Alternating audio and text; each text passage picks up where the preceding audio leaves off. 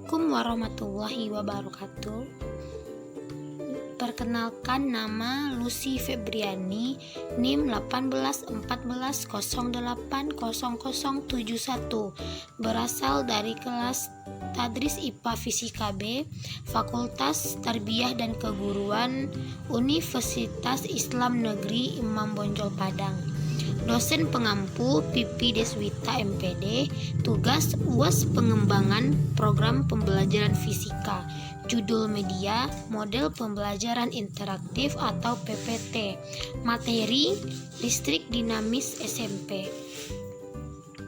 Yang pertama itu listrik dinamis. Pengertian dari listrik dinamis adalah aliran partikel bermuatan dalam bentuk arus listrik yang dapat menghasilkan energi listrik.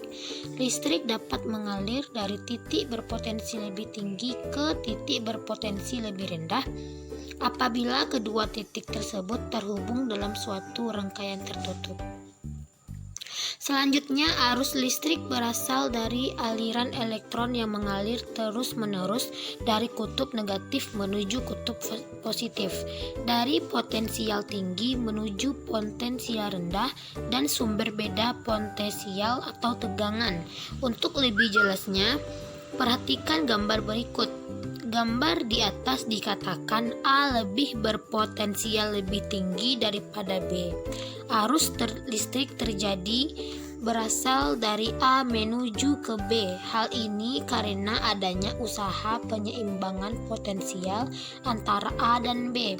Pada analisis rangkaian listrik dinamis, yang perlu diperhatikan adalah komponen-komponen rangkaian seperti sumber listrik dan tahanan, susunan rangkaian, dan hukum-hukum yang berlaku pada rangkaian tersebut.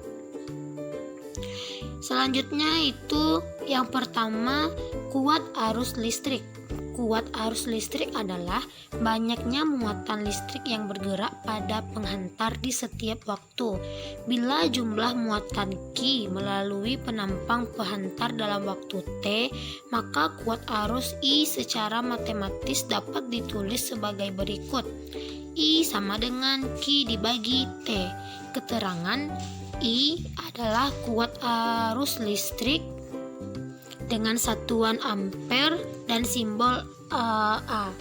Q yaitu muatan listrik yang mengalir, satuannya kolom, simbolnya C. T waktu yang diperlukan, satuannya sekon dan simbolnya S.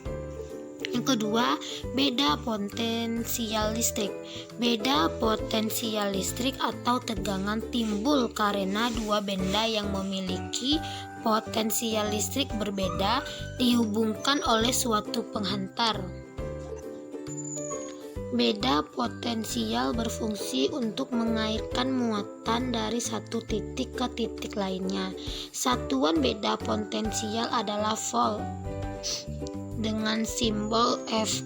Alat yang digunakan untuk mengukur beda potensial listrik disebut voltmeter. Secara matematis, beda potensial dapat dituliskan sebagai berikut. V sama dengan W dibagi Q. Keterangan V yaitu beda potensial dengan satuan volt dan simbolnya V. W usaha atau energi, satuannya joule, simbolnya J. Q muatan listrik, satuannya kolom dan simbolnya C. Yang ketiga itu hukum Ohm. Bunyi hukum Ohm adalah kuat arus dalam suatu rangkaian berbanding lurus dengan tegangan pada ujung-ujung rangkaian dan berbanding terbalik dengan hambatan rangkaian. Hukum Ohm dinamakan dari ahli fisika Jerman Georg Simon Ohm pada tahun 1747 sampai 1854. Hukum Ohm digunakan untuk menghitung tegangan listrik, hambatan listrik, atau kuat arus listrik dalam rangkaian listrik. Hukum Ohm digunakan secara luas dalam rangkaian elektronika dan merupakan hukum dasar pada rangkaian listrik dengan rumus I sama dengan V dibagi R.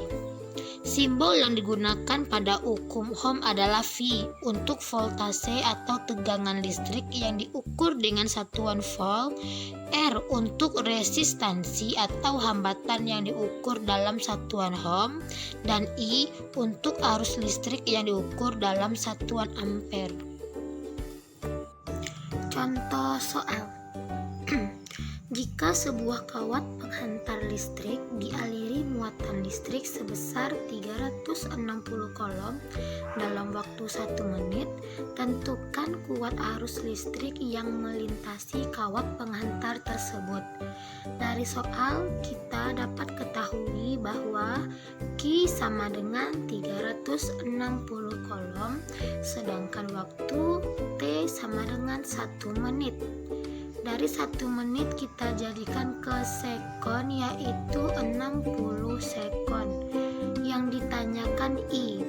Lalu kita masukkan ke rumus. I sama dengan Q dibagi T.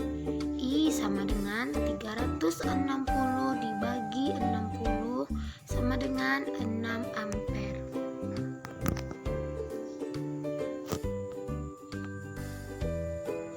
Selanjutnya soal kedua, sebuah akumulator pada kutub-kutubnya dihubungkan pada terminal lampu. Jika kuat arus yang mengalir pada lampu 0,5A dan lampu dinyalakan selama 2 menit, berapakah muatan listrik yang telah melewati lampu? Dari soal kita ketahui I sama dengan 0,5 ampere, T sama dengan 2 menit, kita jadikan ke sekon, yaitu 120 sekon. Yang ditanyakan Q. Lalu kita masukkan ke rumus. I sama dengan Q bagi T. 0,5 sama dengan Q dibagi 120. Q sama dengan 0,5 dikali 120 sama dengan 60 kolom.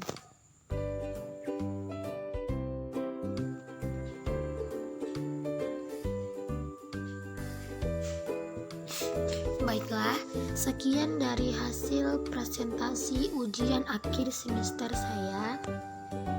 Semoga bermanfaat bagi teman-teman. Assalamualaikum warahmatullahi wabarakatuh.